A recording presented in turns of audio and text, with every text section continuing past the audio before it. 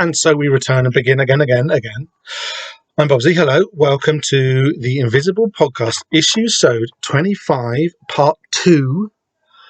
We're still going, issue by issue, page by page, panel by panel, theory by theory, lock by down by Freedom Day through Grant Morrison's cosmic conspiracy classic, The Invisibles. We're up to the second half of issue 25.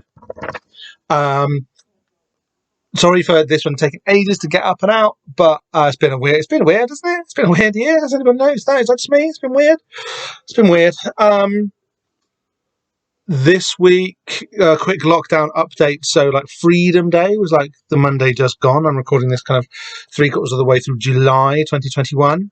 Freedom Day is the day given to when the UK's, pandemic measures more or less ceased altogether. However, shortly before that, I picked up a notice of self-isolation. So I had to stay indoors for 10 days, and it sucked. It absolutely sucked. Freedom Day, therefore, absolutely passed me by. I think Freedom Day is a slightly Orwellian statement for this kind of weird transition period that we've got at the moment, where the kind of outward, if you like, it's difficult to kind of pass these things in simple terms, but the outward lockdown measures of wearing a mask and not going out and staying a certain amount of distance away from people when you're indoors and not mixing with people from other households and whatnot, that's kind of over.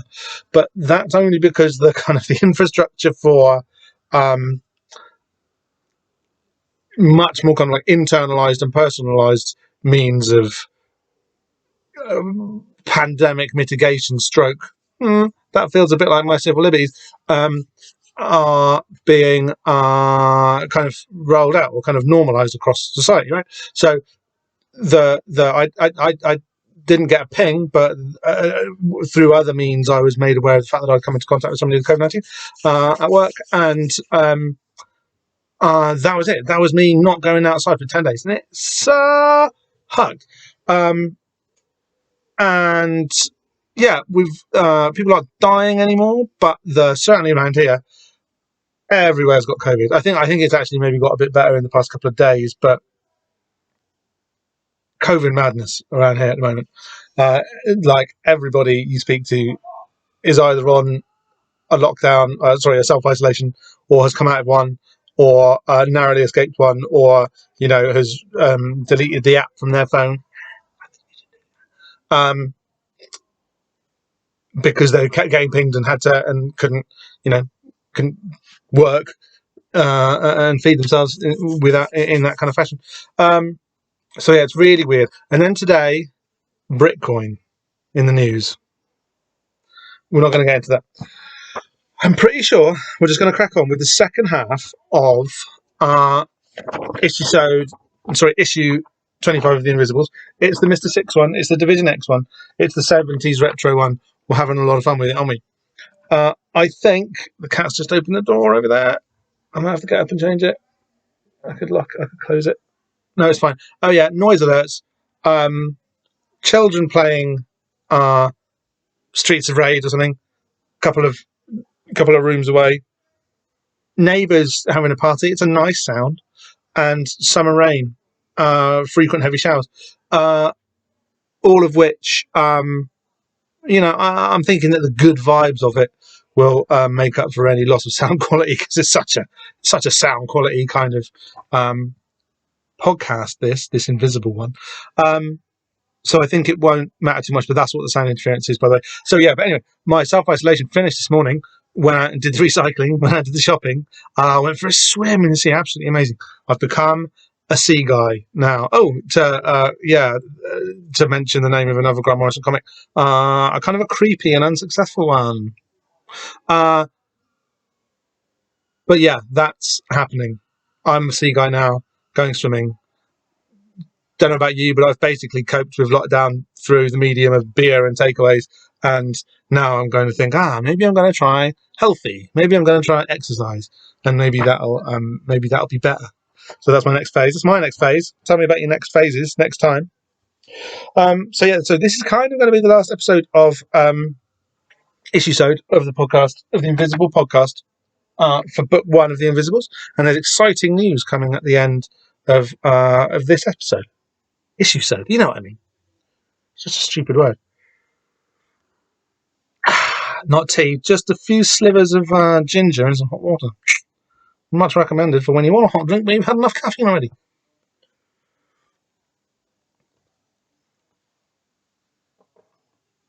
Sorry, that was pretty rank.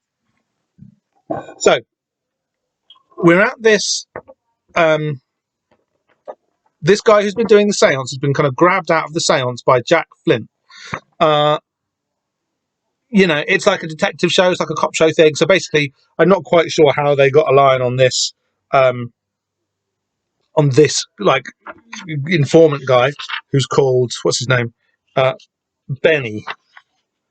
Benny Braintree? Yeah, Benny Braintree. Now, Benny or is Mr. Braintree the name of the spirit they're calling? No, Benny Braintree, I think. There was an amusing sort of gag with the planchette on the Ouija board spelling out "Your Nick, my son," which is quite funny. But then basically, I think I'm not sure how they ran across this guy as being their first like port of call for this investigation. But Division X are onto him. They do some police violence on him.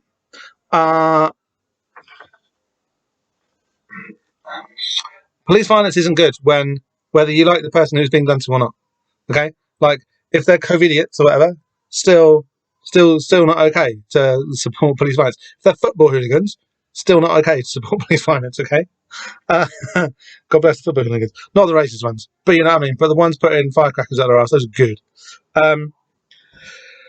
They do so. Yeah, so Jack Flint is kind of like he sticks him in the shower and then he flushes his head down the toilet. We did do heat last time, didn't we? I remember where we were, and I think we also did vampire as well, which is a real thing, which is a half vampire, half human. And then I only realised recently that he's putting this cross where he thinks his heart should be. I think his heart's actually a bit more central than that. I think the cross should really be about there if you want to actually get a stake in there. But he's drawing an X there because, like, I'm a dampire. It's really damp here, and I don't like it. I'm a damp here. Can you put a cross on me, please? That's kind of the whole vibe of this guy, isn't it? Of this damp vampire. But I think the link is dampness because it's made a bit more explicit. So Jack Flint is torturing Benny Braintree in the shower. Braintree, like the evolution of the arm, let's note, like that creepy town in New Jersey that has loads of nasty paedophile scandals and stuff. So first of all, they torture him by like running him under the shower, which I guess is a bit, I don't know if it counts as torture, but it's pretty invasive, isn't it? And then they kind of flush his head down the toilet, which is torture really, because you don't know if they're going to drown you or not. And they kind of like, yeah, so Flint sort of beats him up with water until he tells them what they want to know, which is that they're bringing something down. Is that there was a ritual. They asked me to help prepare a room to hold something. I don't know where it was. I was blindfolded. What sort of ritual? They're bringing something down from Scotland in a van. Takalili. I'm not sure how you're supposed to pronounce Takalili. Takalili. I'm not. I don't know how you're supposed to pronounce that. Presumably it's in like a shrill bird-like voice, right? It's a shoggoth. Like Lovecraft said, they've got a shoggoth. So who drove the van? And don't tell me Postman Pat. Postman Pat, you know who Postman Pat was? Postman Pat was a beloved children's TV show character who used to drive the mail. He used to drive the van. He had a cat in the van called Jess, and he used to drive around a nice village delivering people's like messages and sort of just like helping with sheep getting stuck on the road and stuff. It was cute. And the guy who drove this van, who drove the van with the thing in it down from Scotland, was Eddie Clitheroe, the wig and wanker. You've got to love this comic for being able to go like without making really cheap schoolboy humour. The point of it, like a Garth Ennis would, like you just get a really great throwaway line like the wig and wanker, and it's just like put that in your comic. Yeah, have the phrase the wig and wanker, like the superhero villain name, the wig and wanker. It's a good thing. It's a funny phrase, and I've enjoyed having it rattling around my head for the past 2 days. Keep out of it, Mr. Flint. Tackle I lie, you bastard. Mr. Braintree, all right? Okay, so basically, they're waterboarding him, and he tells them what they want to know about where they need to go to find the next link in the chain that's going to lead them towards this royally connected dodgy goings on at the ghost shop that they've been asked to investigate. But there's this weird kind of water thing. I wonder whether it's weird, this bit. If you kind of like I've really grown to appreciate Matt Buckingham's art in the past few days, actually, reading this. I think this issue's drawn absolutely brilliantly.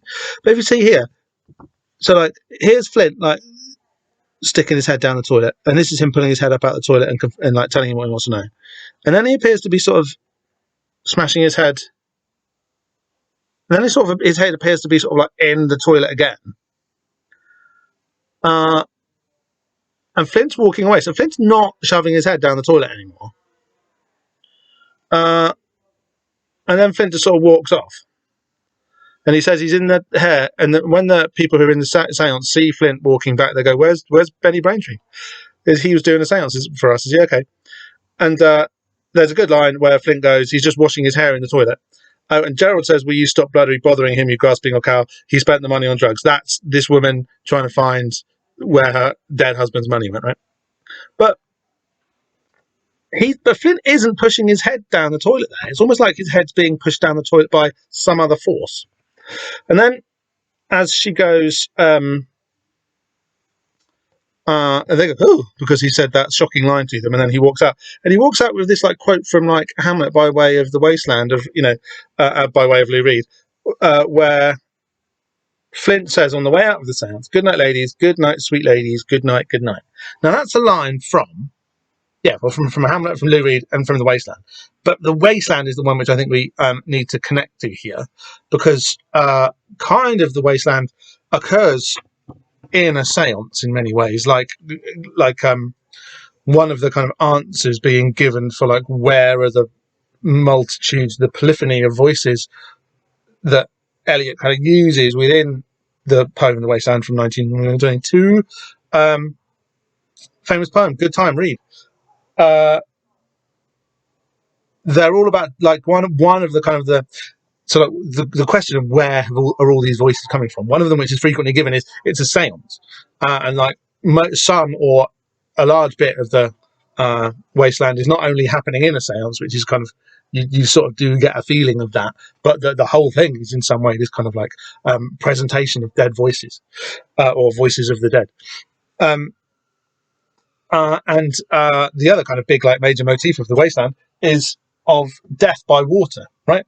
People like there are multiple drownings in it, like people lost at sea or people kind of like drowning in the bathtub. Excuse me. So I'm a bit so has Flint killed? So does this guy drown in the toilet here? Is that what this weird seance? It's like it's all like so this good night ladies line initially comes from Ophelia and Hamlet. She dies from drowning. That's why it's used by Eliot in The Wasteland, because he's, like I say, he's doing a poem about being drowned in water and then kind of hopefully reborn again, But like, I think maybe a ghost kills this guy here, and a ghost kind of with Flint's kind of oversight kind of allows him to be drowned. Ugh, that I keep getting bits of ginger stuck in my mouth when I drink my tea. I'm really sorry. It's not tea, it's just ginger and hot water. It's really good for the tummy. It's really settles you down.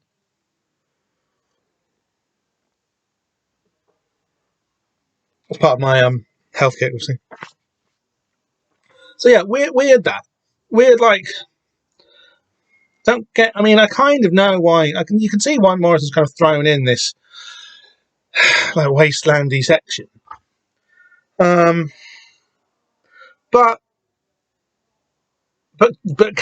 do I know why he's kind of thrown in? Does it just sound cool? Is it just an allusion to, to Lou Reed? Or is this kind of like, is this issue, is it about pulling forth of dead voices, as in these 70s type cop stereotypes who were gone by the time this comic was written in the mid-90s. They were a dead or past force. But for the fact that, actually, people were starting to dress a bit like this again in a kind of a retro, ironic way. You could go to clubs in London and probably in Scotland and other places too, where people would be dressing a bit like this in an ironic way and dancing to, lounge music. I even might have done that a couple of times myself. And were we just, what were we doing? Right? Were we like letting the dead speak through us by aping them, by like being them? Were we kind of, I think if you'd asked us, we'd have said that we were using irony to lock these things away, if anything. Maybe you have to kind of pull things up a little bit in order to lock them away. But they don't get locked away, do they? They just kind of come back again. Like they kind of have, like, I've talked about this already, but the kind of the reassertion of certain patriarchal types, which we thought the 90s and the wonderful far out magic thereof had safely, forced out of history. I think maybe not. I mean, we know maybe not. We know that these forces did come back into history, but like, is this issue doing that a bit like a seance, a bit like the voices of the dead that Elliot's calling up in the wasteland? I don't know. And if so, why? Is it to put them, I mean, I'm going to say yes, maybe it is. But why? Is it to put them down again? Is it to kind of lament their passing? Is it to just kind of laugh at them? Laughter being a good way of getting rid of ghosts, obviously. Or what? I don't know. Like, but the sudden kind of switch of tone here into this kind of like, into this very sort of like, why is Flint quoting Hamlet? It's obviously the comic kind of jumping out at you a little bit. It does put a little bit of a twist on what the kind of the purpose of all this is, Anyway. Okay, cut to now. They're on the trail of the wig and wanker, and there's a great little sequence here of him of this kind of like classic sort of like West London wasteland from the era of the Sweeney, obviously. Like this is very much like their stomping ground, the kind of scenery that they would be in. Very nicely sort of put together panel sequence of like the empty spot, and then all you can hear is like somebody out of breath, and then you see the person, or not all of them, out of breath, who's been making these out of breath noises with like big like DM boots on and jeans, and well, we'll get to the rest of his outfit soon, and then kind of hiding again. But whoever he's been running away from, they were right there, because they're basically kind of like magic guys, aren't they? The Division X, or they're very good at like the cheap disappeary reappeary tricks of magic, at least.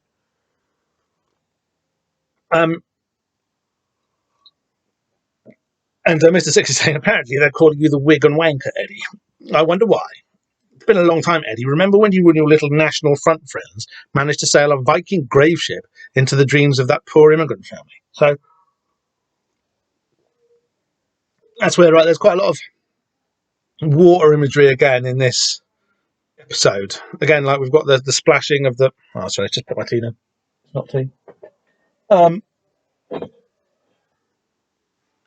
You've got this splashing in the puddle, and then you've got this kind of account of this kind of like skinhead, or like this like Nazi skinhead, doing a horrible, like Norse or heathen or whatever the word for the racist black metal Viking guys, ship into the dreams of a poor immigrant family.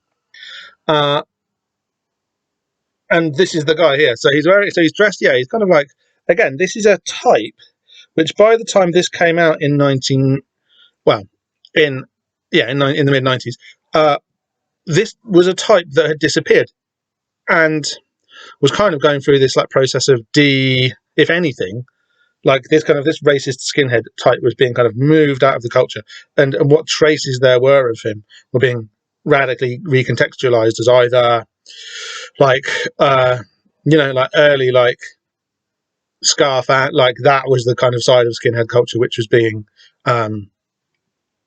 reinscribed through whatever limited means the skinhead figure was still being kept in consciousness at all, or as or as like kind of like early radical socialist, like working class foot soldiers, through the works of Stuart Home in particular, who kind of had this whole kind of a skinhead chic thing at the time. Maybe he still does. I mean, it's a strong look. But this guy, he's also a bit like King Mob, isn't he? Really, like this whole the way this sequence plays with like types and fashions, and like these characters out of time. Like you could still find people like this in 90s London, but you know they hadn't entirely disappeared, although they were they were much less common than they would have been 15 years earlier, 15 to 20 years earlier. But you would have still been able to find them, but they were very kind of marginal. They sort of being extracted from the culture rather than being kind of in the centre of it. The same way as this kind of like swinging dandy dad guy that Mr. Six, Peter Wingard, is meant to be, Jason King. I get confused with the three of them. I can't remember which one's which. But he's also a bit like, because remember when we saw King Mob before in from like a couple of years down the timeline of the Invisibles in that church in Philadelphia with John of Dreams, he's dressed a bit like this. He's dressed like a kind of a skinnier, younger version of this, but basically still rocking that skin look, right?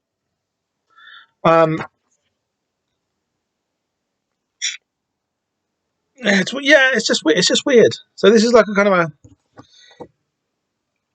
it's just weird. The way that like the series is kind of like falling into itself at this kind of final point with this kind of like fairly sort of like slapdash like exploration of some of its own iconography, and of some of its types, right, is quite interesting. Obviously, I imagine that Grant Morrison is doing quite a lot of work to make sure that their skinheadedness is kind of like is definitely like contrasted, not this kind, the King Mob kind, right? I think that's probably going on here as well. So he's making this kind of repulsive figure of fun. So, and it kind of speaks to this weird strand of so they're kind of they want to interrogate him about what he was doing driving the van down from Scotland that had this shoggoth in it. And he says, Eddie Clitheroe, the Whig and wanker, says, I've got nothing to say. I took an oath. Heal, conceal, and never reveal. Now, that's pretty sure that's just a line from the Freemasons, right? I'm sure that you could probably find some like Wiccan lodges which might use a very similar formula for their obligations of secrecy, right? But it basically comes from, well, you know, much as the Wiccan stuff does, it kind of comes from that like Freemasonic structure and origin point, right? So what we've got here, we've got like a kind of a testy, racist, working class northern skinhead Mason who's working for the baddies, right? Who are kind of connected. I mean, I think if you're being smart, you can kind of work out what because Scotland hasn't really come up in any other context within the Invisibles yet, apart from in the one that we know, which is the Royal Monsters situation, and it does get confirmed in a couple of pages' time. But it's really interesting that like the agents that the baddies in the Invisibles would be working through would be, on the one hand, like sort of crap, swindly, harmless table rapper con men guys, and on the other, like small things, right? And on the other, this kind of like lost, out of time, racist skinhead pig guy, a National Front guy. It's interesting that they would kind of use these types as being the agents of whatever the baddies are. Interesting that they would be connected to the baddies and the Invisibles through Masonic loyalty, right? They kind of tease him because he's gay. That's not very good. Or kind of threatened that they would. It's funny, I say, I wonder what the hard men down the gym would make of that little lot, which is kind of like interesting because like gyms were gay then, and he obviously means lodge when he says gym. But they're threatening him by saying we're going to release some of the pictures that we've got of you dressed up as a woman. The National Front kind of split up shortly after this, but kind of and it was a horrible bunch of scroats, obviously, but they only fell apart so that they could come back much stronger, right? And now the nationalism that the National Front espoused, quite aggressively, very aggressively, from the extreme fringes of cultural political discourse in the UK. It's pretty fucking common now. Let's be honest, it's pretty fucking common now. So the National Front only sort of dissolved because it was a no longer viable container for the kind of politics that it always held. And that politics kind of moved on.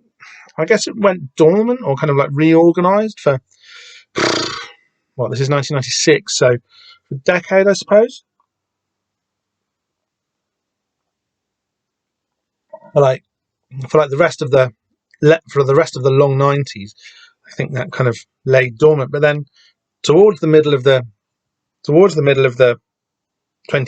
of the noughties, kind of came back, and now it's become, by the time we get to 2021, it's pretty deeply entrenched in the center of political discourse, and it's fucking scary and ugly, really. But yeah, back in the 90s, we had this blessed ability to just laugh at these skinheads and not take them seriously. You should have stuck to blagging occult supply shops and snuffing out Hindu cremations. Yeah. So they beat him up, and they beat him up quite nasty, and that's quite satisfying because he's horrible. He's a horrible bloke, and and there's a lot of blood, and you can tell that Morrison and Buckingham have had a good, and Pennington, the Inca, lest we forget, have had a good time mashing up this ugly skinhead's face. And he says, interestingly, I had to transport a big mirror, so we're getting closer to the confirmation of the thing that we think. And he's kind of they're bending his arm, and he says, "Out with it, Eddie, before your wanking arm comes off in my hand." And he actually starts to get quite scared. He says they're going to destroy the world if we don't stop them. He's suggesting that the bringing down of the mirror from Scotland was part of the thing to stop these baddies who were going to kill the world. And Mr. Six is like, "Who, Eddie? Who's going to destroy the world?" And he goes, "The Invisibles. The bloody..." Hang on, no, that's not how we talk. He'd be from Wigan. What's a Wigan accent? The Invisibles? The bloody Invisibles? That's not it, is it? It's a terrible accent. Really, sorry, Wigan guys. That's the other thing as well, isn't it? Is that he's from Wigan. And at this point, Wigan means Northern Soul. And the Wigan Casino being the kind of the UK's cultural heart, the kind of the spiritual home of the Northern Soul scene, which is basically when a load of I don't think it's a thing at all in America. Maybe it is. It isn't a thing. It's obviously a very sort of it's very geographically and culturally sort of localized scene. That's kind of the point. But but basically loads of American soul records getting brought over to the north of England through various northern ports and stuff, creating this very sort of vibrant fan appreciation scene in the north from the mid 70s onwards. Based around this club at the Wigan Casino. So there's a bit of a weird mix there. So that's I don't know. It's almost in the same way that it's weird that the skinhead culture, which was basically about its appreciation of black music forms, became the shock troops of the far right. It's weird that, and of white nationalism, it's weird that this skinhead has got, because the skinhead look and the Northern Soul look a fair, they definitely cross over in quite a lot of fairly important cultural aesthetic signifiers. It's quite weird that this guy's a Northern Soul Nazi. I mean, maybe I'm kind of worried about this a bit too much, but I just sort of can't quite put it together. But I think there's quite a lot of weird business happening in it, right? There's quite a lot of like stuff that I think Morrison's hinting at, but that maybe they haven't kind of actually got worked out as a thesis that they're capable of explaining, right? So there's a lot of this stuff in the mix. There's the toxic patriarchy of the flying squad of the Sweeney, and that kind of police violence, which is being giggleized and it was quite fun, really, wasn't it? But coming up from like a safe distance, supposedly. Then you've got this weird like occultism is basically guys with comb overs ripping off divorcees, and then you've got occultism or something. The baddies is schlubby, racist, working class Freemasons with weird fetishes for black music. And all of these things are kind of in play, as all of these things are the things that are brought to light by the police investigation, by the Division X investigation. Now, like, if you go back to a lot of those, I mean, a lot of the Sweeney stuff is quite interesting insofar as it's about like shrinking class power, right? Like the working class kind of eliding into a criminal class as like Thatcherism like lurks as like the eschaton on the horizon, right? And all of those neoliberal reforms taking place, kind of, and like the criminal class kind of realigning itself against the police in order to kind of, not get nicked, basically make money, right? Department S is a lot like it's obviously a lot earlier than the Sweeney. Kind of happened about 10 years before with all of this. Jason, not 10 years, 5 years before, with all of this Jason King stuff, and that feels more like the kind of the people that they run into, like Department S, run into through the course of an investigation, tend to be more like almost like dealing with the fallout of the sexual revolution. Like there's a weird like camp and dandified kind of like bearing that the underworld characters that Department S kind of run into carry. They're all kind of like quite queer coded. They're obviously like a bit camp and arch and a bit kind of like threatening because of that. And it's really weird because the only thing that beats them is something even more camp and arch, which is Jason King. So that all kind of like mixes up into a bit of a stew here. And I really don't know what, I'm overdoing it. I'm aware of that. I'm overdoing it, but I don't quite know where the whole comic's going with that. I don't think the comic knows where it's going with that either. But it is, but this page anyway, page 14, it does have this really good bit where they're interrogating the Wig and wanker, and he's genuinely scared that the Invisibles are going to destroy the world. He genuinely thinks that what he's doing, driving a van with a mirror in to help defeat them, is for the best. And that's quite interesting. We've definitely had hints before, prior to this, that the Invisibles are this kind of destabilizing force. They're not just the kind of the cool funketeers that the comic generally presents them as.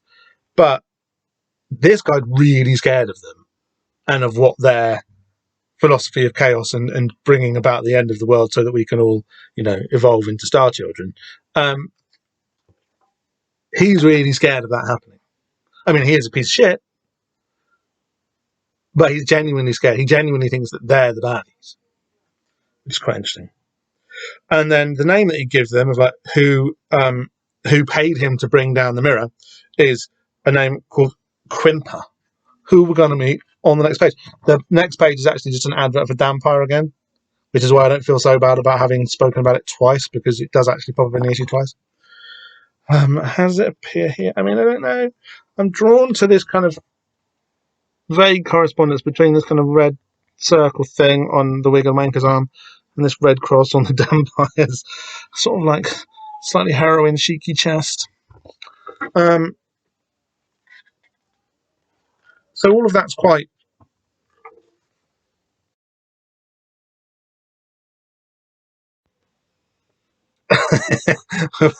I got attacked by the cat. Obviously, not attacked. He just broke the flow. Sorry about that. Okay, so now they're in Mr. Quimper's Soho strip joint, which is very similar to the one that Jack Flint was kind of found in when we found him when he was introduced back in several issues ago. And they're kind of reflecting on like how weird this case is, because normally they would just get in the car, sort out some unconvincing ghost, and then get pissed and chase birds all night. And then that's Harper, and then Harper says, "Who are the bloody Invisibles anyway?" And Jack Flint knows. He says they're a secret occult conspiracy dedicated to destroying a secret occult conspiracy dedicated to destroying the world by opening the gates on Armageddon, the return of the great old ones, the Hopi Fifth World Ragnarok, you name it.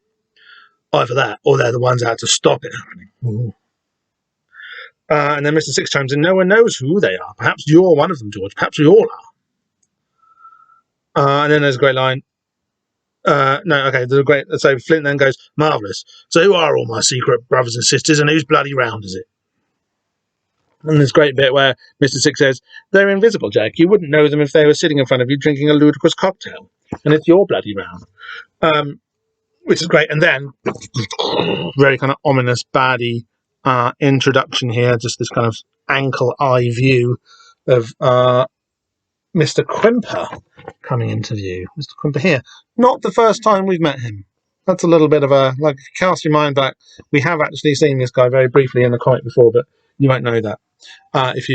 You wouldn't know that at this point if you were just doing your first read-through, right? It says, "Quimper, yes, please excuse my mask. Bad burns, you see, horrible." So he's got like gloves on and a mask on, and he's obviously very small. He's obviously like a dwarf guy, like a little person, and he's got this kind of like very horrible, like sleazy 70s evil guy mystical pendant with heavy roll neck and an obvious like grey, like alien grey mask, and a kind of a glamorous but sort of like frozen looking sidekick assistant, and a cane and stuff. Yeah, like the design of him is absolutely brilliant, and just the way that he introduces himself by saying, "Sorry about the mask, the burns are horrible." I mean, it's a little bit suspicious, to be honest. That doesn't really happen, does it? But yeah, good little, like, great, horrible little introduction of a baddie. So Flint and Six go off with this guy. Harper stays in the room looking at the strippers. And there's this, we see this woman here kind of like smoking a cigarette with a long, like penguin style holder. Bucky's best bit. I presume that Bucky is Mark Buckner, who drew that picture, obviously. But we saw her before. She's the one from the first page, right? She's that one. So they go through into Quimper's like back office, and it's horrible. It's really horrible. And this panel here, so this is like panel 3 on page 16, is absolutely brilliant. It's just a tiny little panel with a fair amount of dialogue in it, kind of covering stuff up, and there's so much going on. It's absolutely brilliantly packed in. So there's this. So we've got like a baby's cot and a bottle, which could be what. And if you look at like the shape of his mask with this kind of horrid like round mouth hole, this could be Quimper's cot and bottle. Yeah. A pig mask on the wall, so another mask, but also a pig mask which is very like the one that Harper's wearing in the House of Fun earlier, and also a bit like the ones that we saw on the being worn by the people at the kind of the horrible like rape attack gathering that Fanny was at in her initiation back in issue 12 or something, right? There's all of these like faces of like naked women on the wall that have all had their head, all had the faces like ripped away. There's a mask. There's a mask next to the mask. There's a calendar, which you can't really see what's going on, but you can see that there are kind of like demonic-looking sort of faces leering down, and a like a London Underground sign. Now, this could be, like, I'm pretty sure that Mark Buckingham has worked with Neil Gaiman before. I'm pretty sure that, like, a Neil Gaiman written TV show called Neverwhere, which is basically about the tube, right? Basically about the London Underground. So this was coming out around this time, maybe a bit later, but around this time it was kind of in the wind. So that could be a reference to that, but it's also just like alien forces, like alien demonic forces on the tube, right? Which is, as we know, happened to Jack Frost Dane McGowan in his initiation a few issues ago as well. You can see like this kind of like egg chair, which is very fashionable. It's like a retro 60s egg chair, which was very fashionable in the 90s at this point, is in the room as well.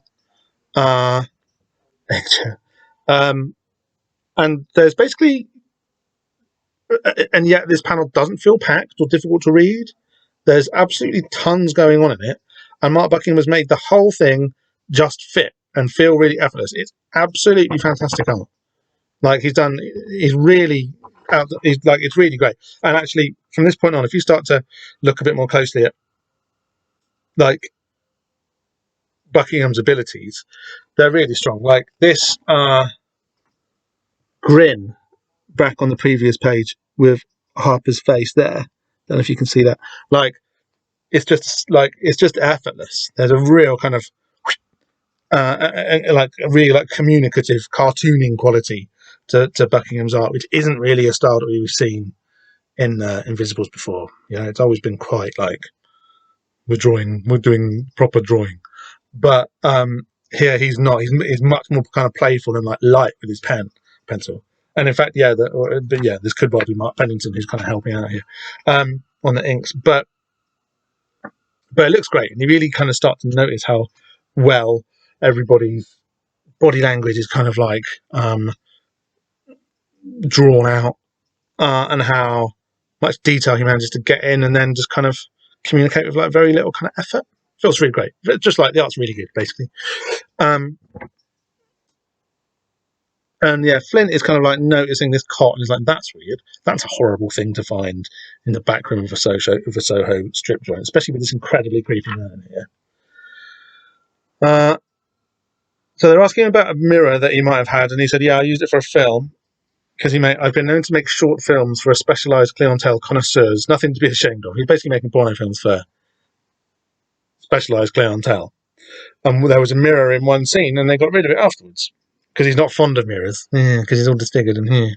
But, like, we can think why he might be not fond of mirrors beyond the simple fact of him not being nice to look at in them. Yeah. And then back in the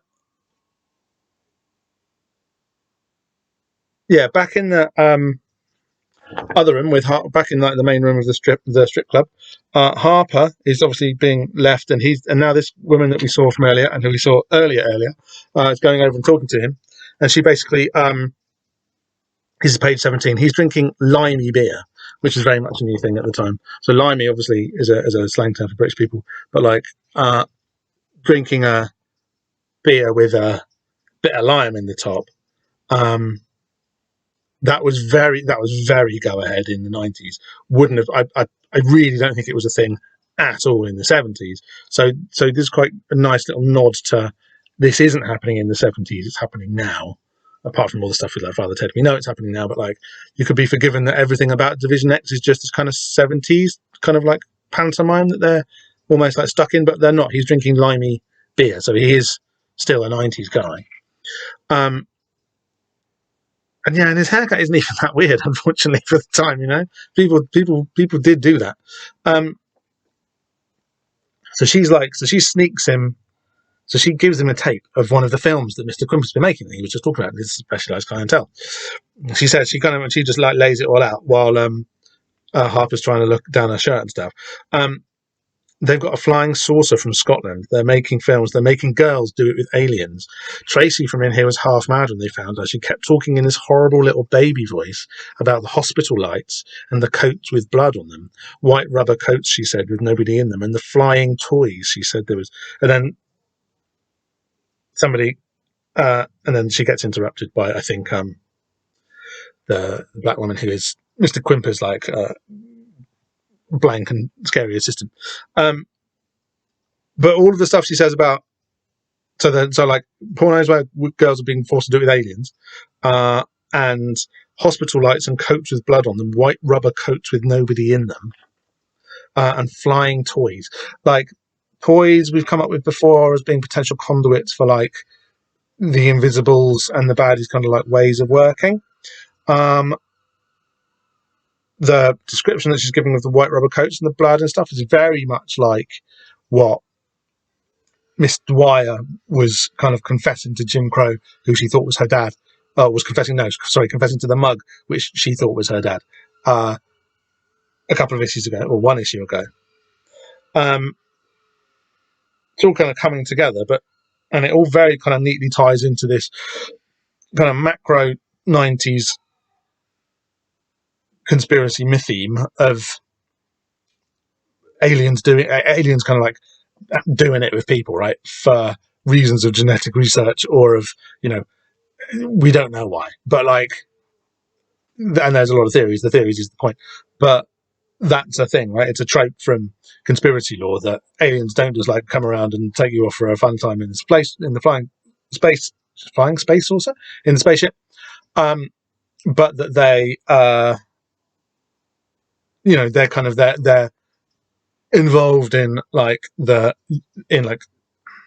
sexual congress. But I don't just mean that. I mean they're involved in like crossing the border with us, right, as entities, right?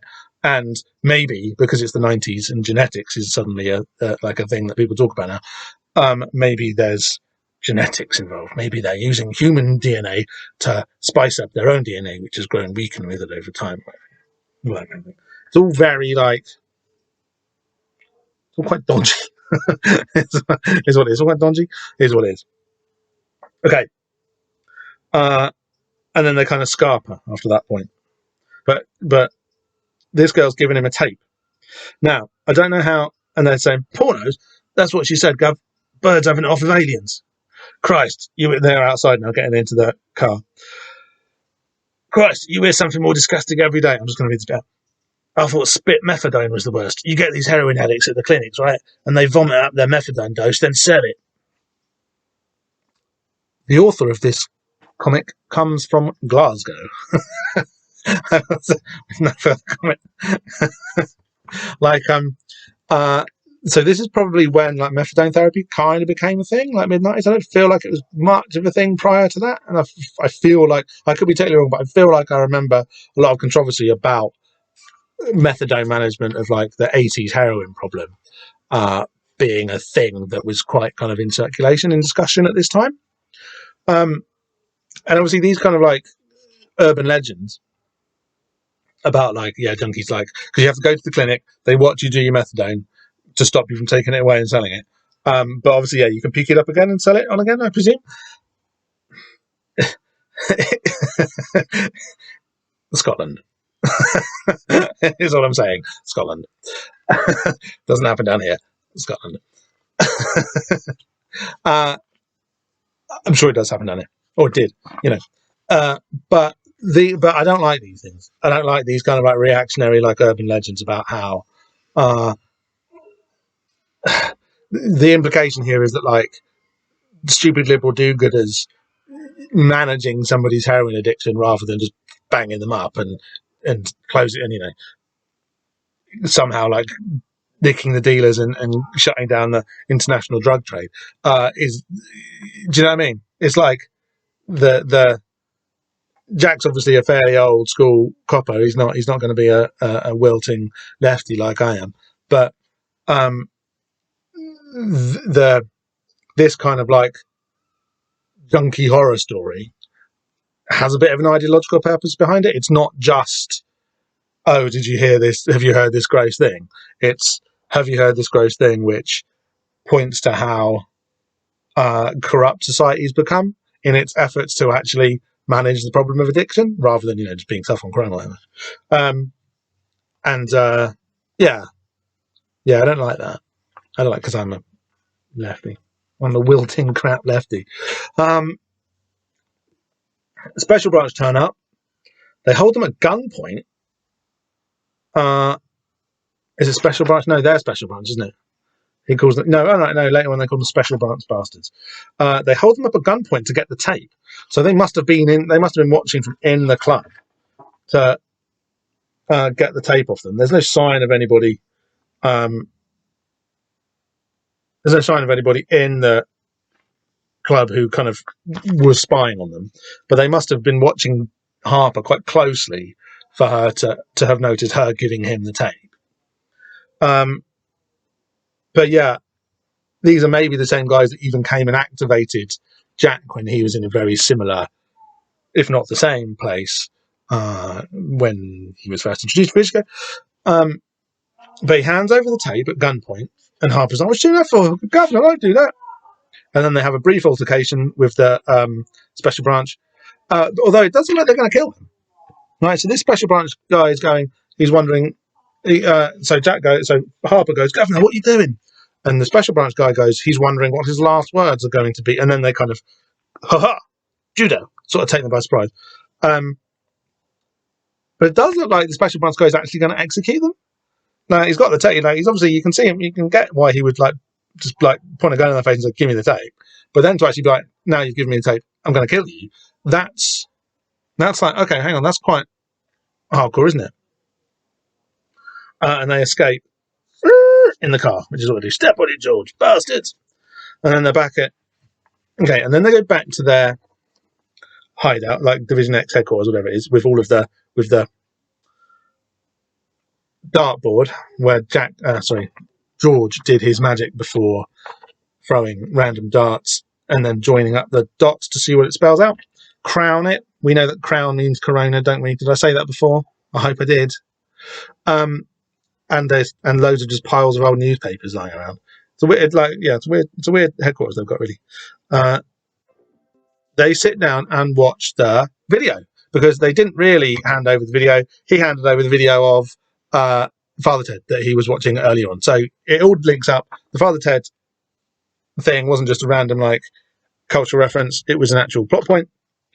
And so but they've still got the tape that the woman gave them in the strip joint, and they start to put it on. And so, and this is really creepy. Just like three cops sitting around watching a porno movie, and there's another really good bit of cartooning on Harper's face. You can't really see it, but he's really good at making him look like, oh God, I've forgotten it again. The guy who plays the guy in the Sweeney. What's his name? Writes the theme tune, sings the theme tune. I don't mind not being able to remember. My wife would be ashamed of me, though. She thinks she thinks that knowing about 80s sitcoms is really important. I don't disagree with her. I think it is too. But, what's his name? Dennis Waterman. He looks like Dennis Waterman there, even though he's only done with 2 dots and a line. He somehow manages to make him look exactly like Dennis Waterman, which is a real trick. Yeah, my bucking's great. So they're watching, and he says, "I used to envy those bastards up in Vice getting to watch this stuff all the time, the dirty beggars," which is a really grim 70s thing to say.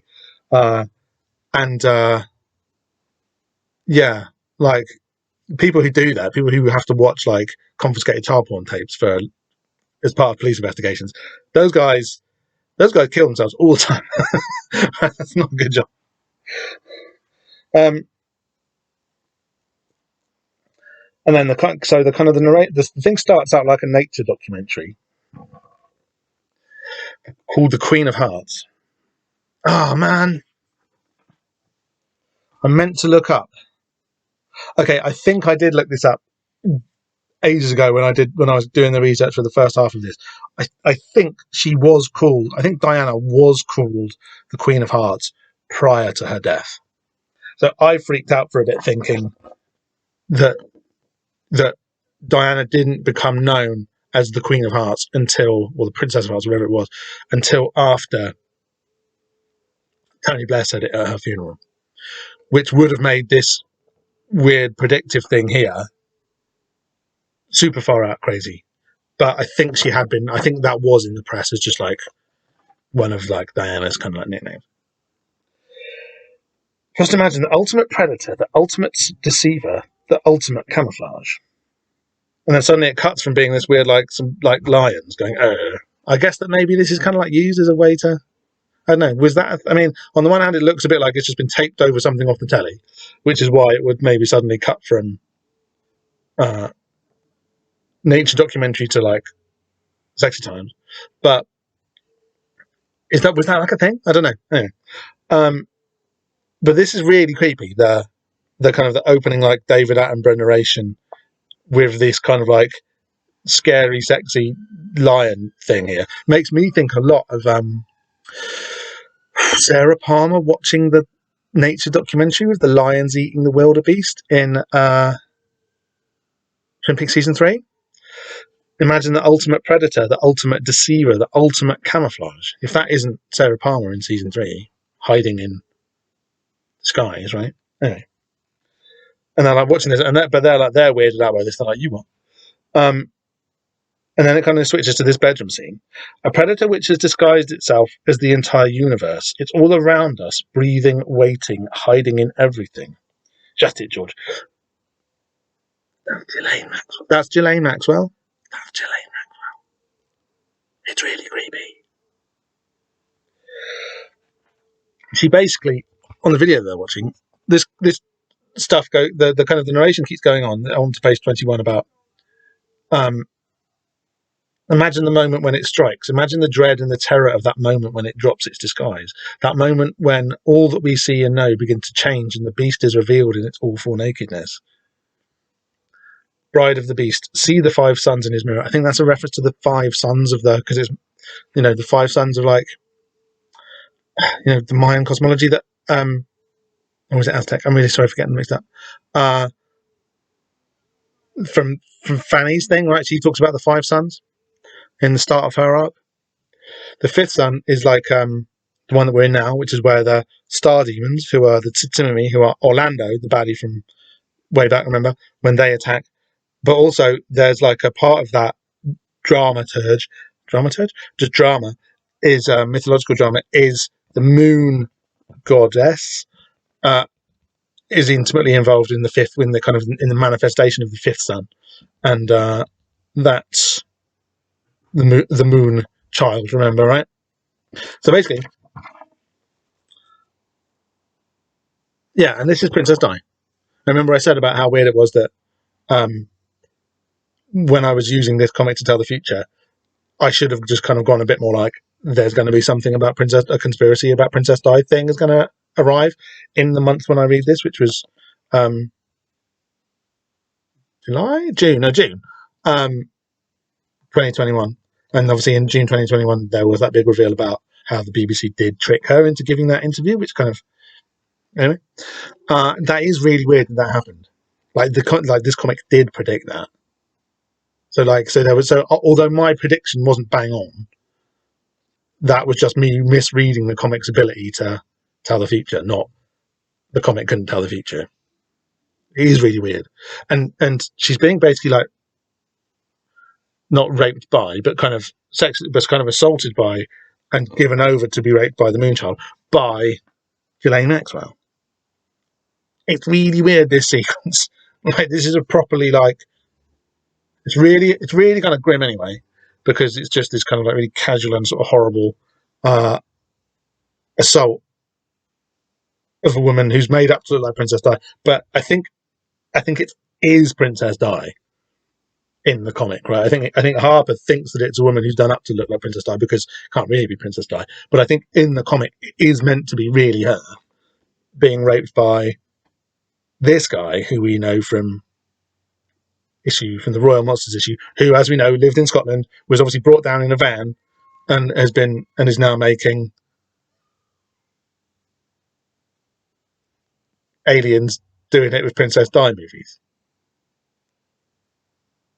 Really grim. I should probably do some research into. In fact, maybe I'll have such fun. Got such a fun life. Maybe I'll do that tonight. Maybe I'll research what Ghislaine Maxwell was up to in 1996. I think she was probably like running that search engine thing. Yeah, or doing like submarine searches for ancient ruins off the coast of like Cuba. That's what she was doing, wasn't it, in 96? Oh god. But yeah, like finding Mayan ruins basically. So there's another connection there. God, I should look into that. Your husband is here to make you his princess. And then then the look of terror on Princess Di's face is really nasty.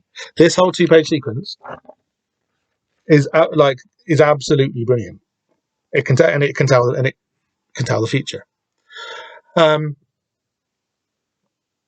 Buckingham's art absolutely gets the horror and the fear and the weirdness of it across without doing too much. Pardon me. Without doing too much. But it's really effective. Like really effective. I like this 2-page sequence here, page 20 and 21 of Invisible's book 1, number 25. There's a lot going on there, and it's really like right.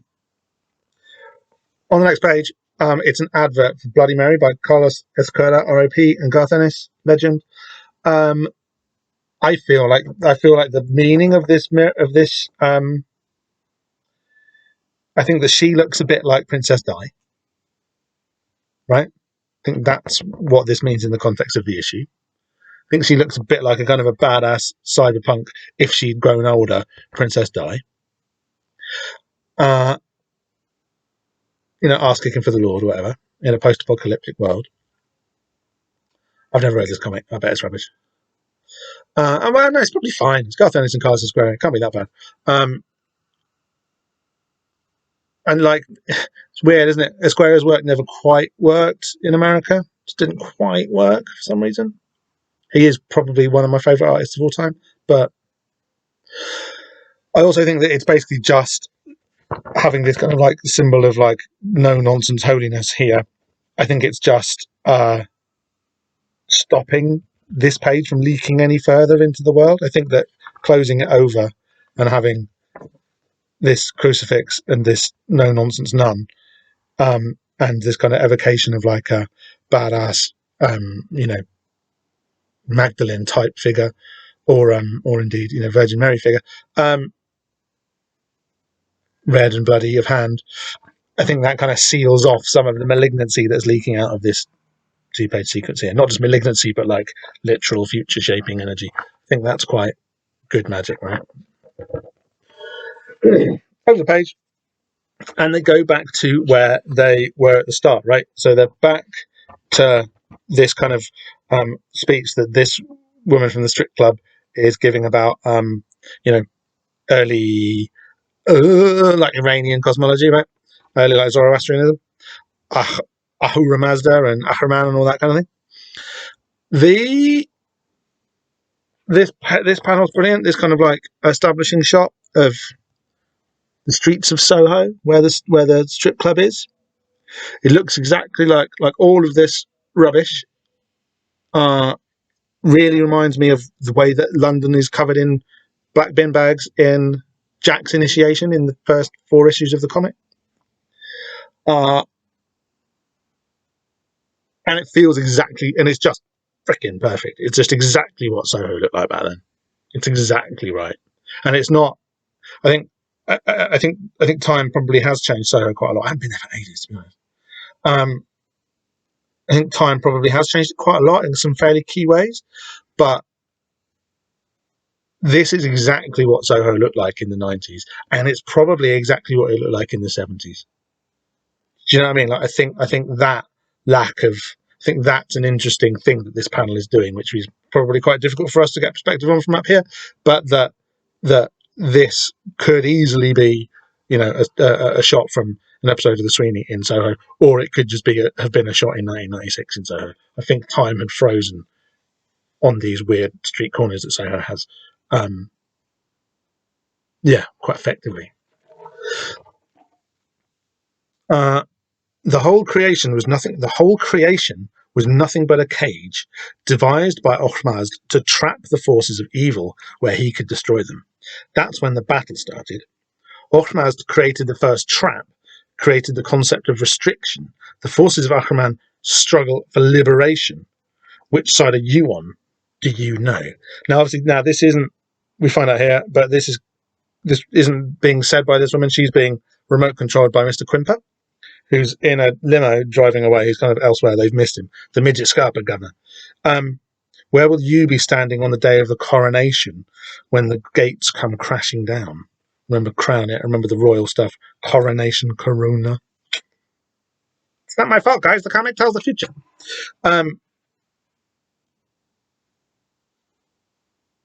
We live in the corona nation now. I can't believe I said that. I'm really sorry. But it's an interesting challenge, right?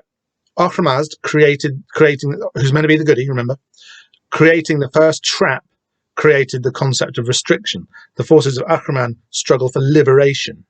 Which side are you on? Do you know? So we would take it for granted, right, that the Invisibles, as we've been told all along, are fighting for freedom, for liberation, which would make them the forces of Ahriman, who's the baddie. Okay? So that's weird. So again, this is all coming from his perspective. And this is kind of like a weird detail. It doesn't matter whether the battle is black against white, good against evil, is against isn't. What matters is that we are winning the Great War. It's the end for your kind. All you ever had was luck, and your luck has now run out. Like, Quimper's really good at just saying, we'll see him a lot more in, spoilers, we'll see him a lot more in subsequent issues of the Invisibles, and he's really good at just, like, telling the goodies how fucked they are and how much better his way is than theirs. He seems to be drinking, like, out of an egg of the stuff that. So he's drinking and he's got like a silly straw, and he's drinking like out of a glowing green egg, but like with a kind of a straw stuck in it, like it's a coconut or something. So normally you would go. So that's what that looks like, right? And then the jar of psychic matter that they were sent here to investigate, and there's a kind of a detail which has just been forgotten by the comic, which mimics people's thoughts and obviously can turn itself into like sexy naked women, and obviously gay man likes it. I think it's the same stuff. If I'm honest, I think the colouring doesn't quite nail it. I think it's not terribly clear that this green glowing egg that he's drinking from is this green stuff. I think it probably has to be. Otherwise, it doesn't really make any sense on Earth what this is. But it doesn't quite. I don't know. Do you know what I mean? Don't feel like I think it's probably a problem with the colouring, or just like that we don't see the eggy shape. I mean, it is. I think it is the same stuff. He's drinking like psychic, manifestation ectoplasm, right? But it's very much like, oh, we're not really worried about that anymore. It's just like another like weirdo sort of details come MacGuffin that the comic's got at this point. And he says to them, "Your luck has run out. All you ever had on your side, meaning the Invisibles, because we know at least that Mr. Six is invisible, even if Harper and Flint aren't sure or are ambivalent about what side they're on. They're still in the game, even if they're not on a side." He says, "Your luck has run out, but this roulette wheel has been spinning the whole time, and I rather think." And Mr. Six says, "I rather think not. Black 23." And indeed, it comes up Black 23, and it happens on page 23. Black 23. Thing, and it's like nicely kind of like you see why the numbering has been done in quite such a cheeky way, because it lands here with a real like satisfying. Well, gentlemen, it seems we're still in the game because he has still got luck. He said your luck's run out, and he's like, no, he hasn't. I've just predicted a roulette spin. Good times. Okay, so then there's an envelope, and okay, so we say that Quimper's car is pulling up to RAF Hullavington. Pretty sure that's not a real place. In fact, I was so sure that it's not a real place that I didn't bother to look it up in case it was. Now I feel stupid for doing that. I'll have a quick look, but I'm pretty sure it's not a real place. But it's and the kind of the fact that there's this plane taking off from there makes it clear that, well, two things. One, that Mr. Quimper is connected to, like, you know, all of the powers that be that are the baddies and the Invisibles, and he's going somewhere. That's what that kind of silhouette of a plane taking off means. And really, if you know anything about American air base, spoilers. If you know anything about RAF air bases and who they really belong to, it's quite clear where he's actually going. There is an envelope on the roulette table. In it, you will find the name of the man who took the mirror from my hands. So the mirror came down from Scotland. Quimper used it to shoot a film. We saw the film. The film was the Moonchild comes out and rapes Princess Di. And then after that, Quimper gives the mirror back to Sir Miles Delacourt. So Sir Miles has got the mirror now, and he was the big one behind all this. He's obviously working with Quimper. Christ, and they're very shocked. Well, Mr. Six isn't, obviously, because Mr. Six has just come from seeing, he kind of stood by while Sir Miles Delacourt's aura was repaired. Not very long ago. But Flint and Harper react quite, like, shockedly when the name Sir Miles Delacourt, and Harper says, Christ, we've had it. He's untouchable. This goes right to the top. Because they also, A, they know who he is just from his name, and B, they know that he's bad news and big news. He's untouchable. He goes right to the top. And Six says, then, gentlemen, so must we. He puts on the sunglasses, which are generally, like, black sunglasses and Invisibles tend to be a bit of a sign that someone's a bit dodgy, right? And then it finishes on this kind of ludicrous but fun panel where, for some reason, Harper and Flint have just, like, pulled their guns out, and they're sort of standing there, and the Division X kind of funky glam background kind of pops into view. And it says, to be continued.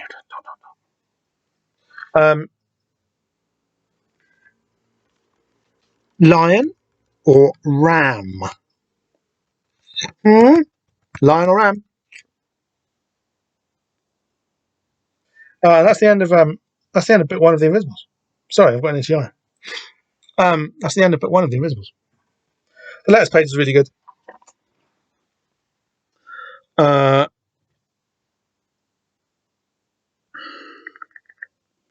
Basically, he says, this is the last issue of the Invisibles, Volume 1. This is Morrison, obviously, doing his usual letters page thing. The Invisibles is taking a break for a couple of months and will be returning in the fall, as you colonials would have it. It's called autumn. I quite like the word fall for autumn, but I really like the word autumn for autumn. Like, I think fall has got a lovely kind of poetic quality to it, but I think so is autumn. With Volume 2 of the series launching soon. This means we're getting to start with a new number one and a new regular penciler. The very popular, very talented Phil Jimenez, who did the King Mob stroke Gideon Stargrave art before. Brilliant, fucking great artist. Like, good to have him on. Not to mention new regular inker John Stokes, new letterer Todd Klein, and new cover artist Brian Bolland. I've been, like, this is a great cover. Plenty of Sean Phillips' covers for the Invisibles Volume 1 have been good. But having Brian Bolland, cool. And yes, even though the idea of a 3 number 1 issue has increasing sales, the fundamentally noble idea of changing art teams with every new story arc just doesn't seem to have met with approval in these challenging times. So I'm glad to welcome Phil and John on board while offering my thanks to everyone else who contributed brilliant work to Volume 1. Yeah, so from now on, there's going to be less diversity in the art of Invisibles, which is a shame, but the comic doesn't get cancelled, so it's good. First letter is from Andy Murray. Not that one, presumably. By that one, I mean, he's not really famous anymore, is he? But, there used to be like a tennis player called Andy Murray, right? And he was, blimey, he was like in a school shooting. Oof, poor lad. Seems all right. He seems like a nice guy, doesn't he? And his mum kind of... Andy Murray, I won't read out his address. He's from Manchester, Chorlton in Manchester. decent little letter, but he didn't like Boy's story, which I think, I think I'm okay on that story. I think it's all right.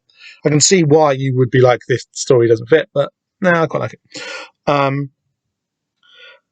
He mentions things such as the Lars, Oasis, the Day-to-Day, Reeves and Mortimer, Dennis Potter, blah, blah, blah, singing detective Cold Lazarus. It's a good letter, this. And Morrison goes, yeah, love Dennis Potter. Flex Mentalo, which I should do a series on, was inspired by Dennis Potter, apparently.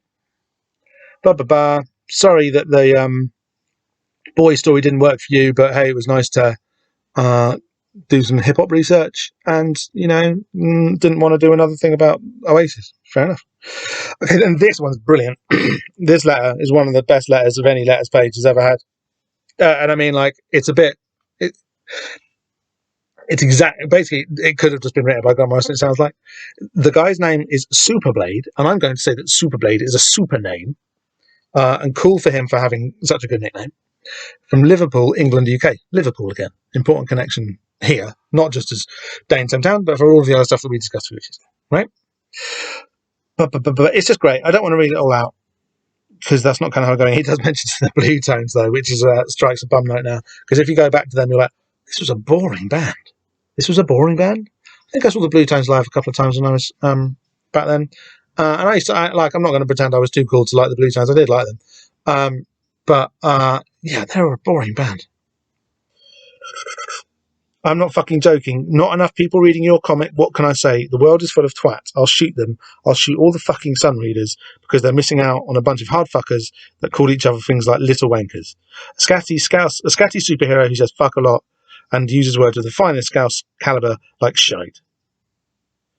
And he sounds like Liam Gallagher when he says, I may even call my band. A band is a very 90s thing. I may even call my band the Invisibles, and it will sound like the theme from Beat Girl, fused with the Pixies, with a sprinkling of early 70s shivering and a dash of the Remo 4. 2 years tops, you'll see. So like such a 90s. It's just anyway. 60s is a state of mind. No, this is all from this guy Superblade's letter. 60s is a state of mind. 90s is better. Take what you want, piss on the rest. 60s jacket, 70s trousers, 90s trainers, Beatles haircut. You know what I mean? He sums up the 90s very well there. Like, 60s jacket, 70s trousers, 90s trainers, Beatles haircut. Like, that's kind of like the end of history.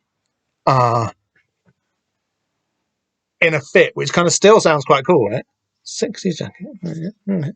70s trousers, right. Yeah, right. 90s trainers, Beatles haircut. Which era Beatles? Give them quoted bog roll to wipe their arse with. Encourage them to take an existentialist reading of EastEnders and write a letter to a graveyard about the tragedy of a portion of chips, the fuckers. I'm plastic, I'm doomed, and I'm fucking proud. Ha ha ha ha ha ha ha. Try and bring Albert Lamorisse, who I didn't research. I haven't done much research this time, I'm really sorry. And George Bataille, I know who he is. Into your readable universe. I have faith in you. Explain existence. Do it. I am reading, and so is my brother, and everyone always fucking copies us. So your readership will be going up in the Liverpool area. More Gideon Stargrave, you smart cunt. Love ya. XXX. Just think it's... P.S. I also preferred the Oasis album to Blur's at first. My loyalties swing easily being a northerner. What albums are they? Okay. So it must be like the second Oasis album and the third Blur? But I have to admit that I've listened to The Great Escape a hell of a lot, and that's the Blur album, and it is slowly but surely taking on Beatles proportions in my admiration. A masterpiece, dare I say. I think you're overdoing it, to be honest, mate. I think there's a couple of decent tracks on there, but I don't think it's a masterpiece. And have you heard the new Manic single? Fuck me, it's fucking amazing. Knock me for fucking six, it did. That's the end of the PS. Have you heard? I think the new Manic single that he's talking about must be Designed for Life. I'm like, I'm not going to say that I'm like a massive Manics fan, although I do think that the Holy Bible is probably the greatest rock and roll record ever made. But my wife is like a ridiculously massive Manics fan. And so therefore, I'm like a massive Manics fan by proxy. I do really like them. But like, if you know anything about the Manic Street Preachers, you know that they have people who really like them, and then they have fans who are just a little bit beyond that, and that's where my wife is. But whenever they go on tour, she drags me to see them, and so within the past 10 years, the Manics have overtaken, and they're the band that I've seen live most, like by far, because whenever they tour, my wife insists that we go and see them, which I don't mind. I do. I like. They're fine. They're good. They're a great band. I like them. I don't mind, but she really likes them. You know what I mean? I'm a Manic husband. I'm a suffering Manic husband, but I'm suffering quite happily. The other band, the other band that I've seen the most, I think, is the Wurzels, because they would just be at like village fetes and school fetes and stuff. A lot when I was little. I saw them a lot when I was a teenager, or like pre-teen. The Wurzels, like, a lot. But the Manics have overtaken them. Okay. And this is Grant Morrison's reply to that excellent letter. Call your band the Invisibles if you want, Super, because remember his name's Superblade, and send me a tape. In fact, I'll swap you for one of mine. Brackets. I got together with my old band, The Mixers, recently, and we've been recording a whole album's worth of new stuff, which I'm sure you dig. Hallucinatronic, pop frenzy, etc., etc. For a double-sided groovy beat jamboree. Oh, what, them and... So Superblade's band, who I hope are called Superblade, and The Mixers, Grant Morrison's kind of like hallucinatronic pop frenzy band, could do a double-sided groovy beat jamboree. The Manics thing is pretty good, but I still miss Richie, and he was a comic fan. If you're not dead, Richie, and if you're reading this, we love you. For real. And yes, I will explain existence. I love that. Like, very unapologetically and unironically. I love that. The Manics thing is pretty good, but I still miss Richie, and he was a comics fan. If you're not dead, Richie, and if you're reading this, we love you. For real. So good. Bless him. Bless them. Sorry. Bless Grant Morrison. Good times. There's another one from P. Osmo of Pittsburgh, PA. Eye of the Horus, The Invisibles, Voodoo, Aleister Crowley. Morrison says, Aleister Crowley is a hero of mine. Funny, I don't know if you get people saying that quite so much anymore. I think there have been some fairly, don't know, dodgy fucker, basically, wasn't he? Aleister Crowley. Don't really want to talk about him. But like, he was definitely a spy. And he was definitely, like, for the British Empire, which means that's bad. That's enough to get you the most evil man in the world stripes on, from as far as I'm concerned. And that's like, and it seems pretty obvious that he was on the orders of the crown, which is interesting for, like, you know, he was not the anarchist that the Invisibles are. On the orders of the crown, he was fucking about with the, like, German Masonic lodges in the 20s and 30s very successfully, and I think he basically neutralized them as an effective opposition force for the Nazi Party. Now, whether he meant to do that or not, or whether that was the plan all along or not, I don't know, because obviously Crowley was involved in the struggle against the Nazi Party, or against the Wehrmacht, after the war started. But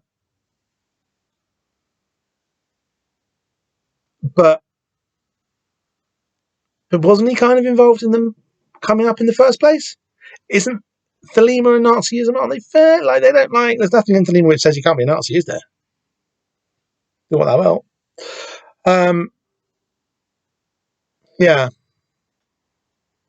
I don't really buy into the stuff that he was like. I mean, Christ, you never know. You never fucking know. So if he was like a kind of a Savile Epstein character, then fucking like what? Yeah, okay, maybe he was. You don't know that he wasn't. It seems a bit of too much of a neat narrative, and too much coming out of, like, US, like, Christian evangelism for me to buy into that narrative totally. I don't like. He's probably wasn't killing children. Probably. But again, in like after Epstein and Savile, you just don't know, right? But yeah, I don't think it's funny. It's a 90s thing, right? You wouldn't get people saying or at least, anybody who kind of knows about this stuff, you wouldn't get them saying without some reservations, Aleister Crowley is a hero of mine. I don't think. Justice League of America, Invisibles, another letter from a guy called Ghost Dance 96 from the L,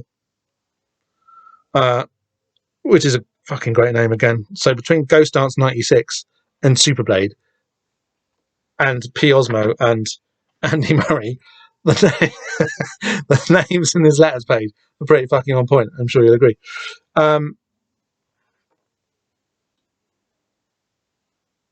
He mentions Blaggers ITA as well. Not Ghost Dance 96, but yeah, I can't remember them as a band. Blaggers ITA. I bet they're fucking rubbish. I kind of can half remember them as like a kind of a Grievo band or whatever. Anyway, they get mentioned here before it's not all cool stuff. It's not all just like the Manics. Blaggers ITA get a shout out as well from Morrison. Ghost Dance 96 says, he says, yeah, I'm smart. I understand who the Invisibles are. I'm an activist. And to answer your question in issue 18, most black activists turn to Islam because Islam empowers black men, something modern American culture and society does not do. I can say this with certainty because I myself am a black male. He's like, that's why. That's why. Why aren't they into voodoo? And it's like, well,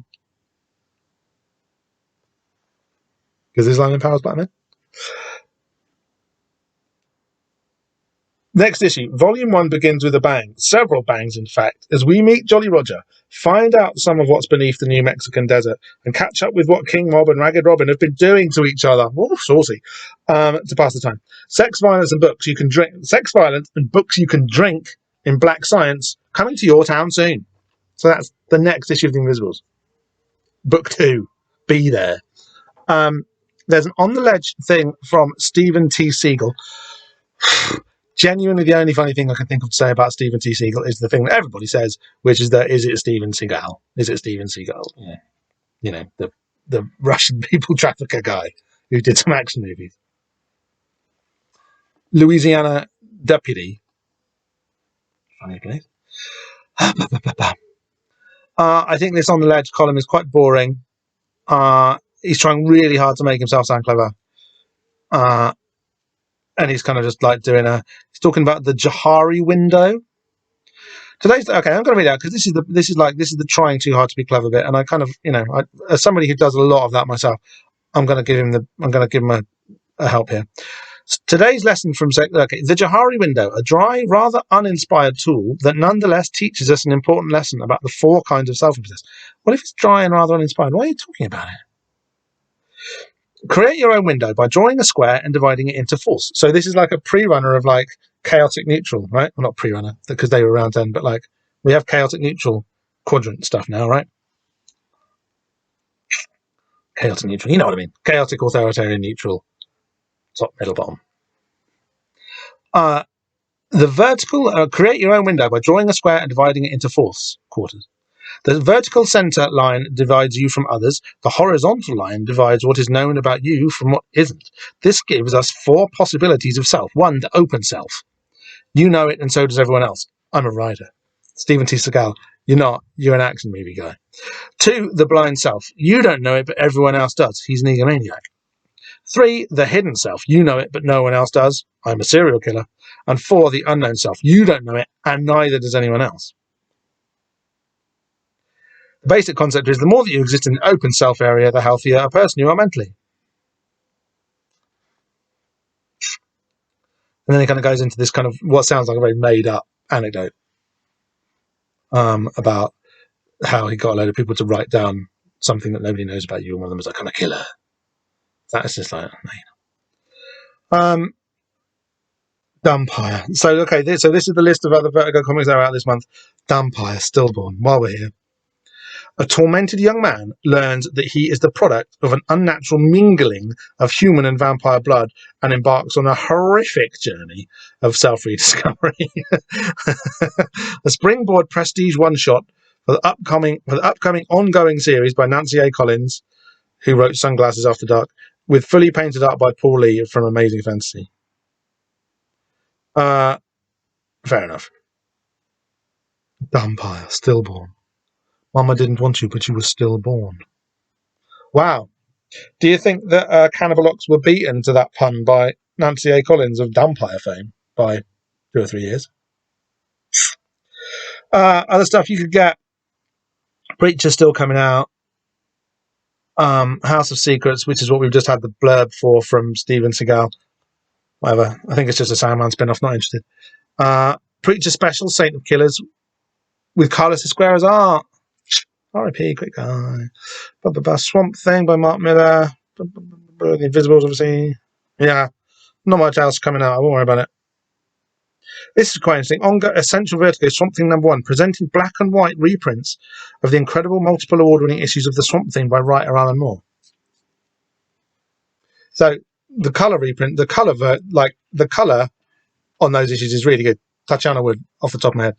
But black and white reprints that they did in the Titan books in the UK were very, very cool. Like amazing, like much more kind of like horror and like underground feeling for not having the colours in them. Yeah, I don't think they got around to printing all of Alan Moore's run as black and white single issues. But actually, that's a pretty cool thing to keep your eye open for now. Would be an Essential Vertigo reprint of one of Alan Moore's Swamp Thing issues with all the colour taken out. That would be cool. I sent submission. Okay, and then on the back page, Alice in Chains Unplugged. Now, look, I listened to an Alice in Chains album last year at some point because there was an advert for it in one of these, and I would never have listened to Alice in Chains before that, and I thought that it was fine. I thought they had riffs and choruses and chunky guitars and, you know, silly lyrics, and it was fine. Like that, like it was fine. It's what a band should be. And I like a number of the songs on that record that I can't remember the name of a lot. Like, I think Alice in Chains are a good band. Now, I tried to listen to a bit of Alice in Chains Unplugged, which is what this advert is for. Into the Flood again. Alice in Chains Unplugged. A rare concert appearance is captured in the 74-minute recording, featuring 12 startling new versions from Alice's back pages and one new track, The Killer Is Me. Unplugged contains music not available on the MTV broadcast. Alice in Chains Unplugged, the new album. If they would, could you? I listened to it. It was shite. I didn't listen to it because it was too shite. I turned it off like after the second track. No, it was just shite.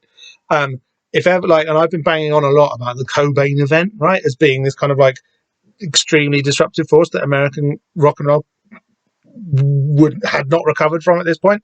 And if ever you want proof of it, Nirvana's Unplugged album is really good.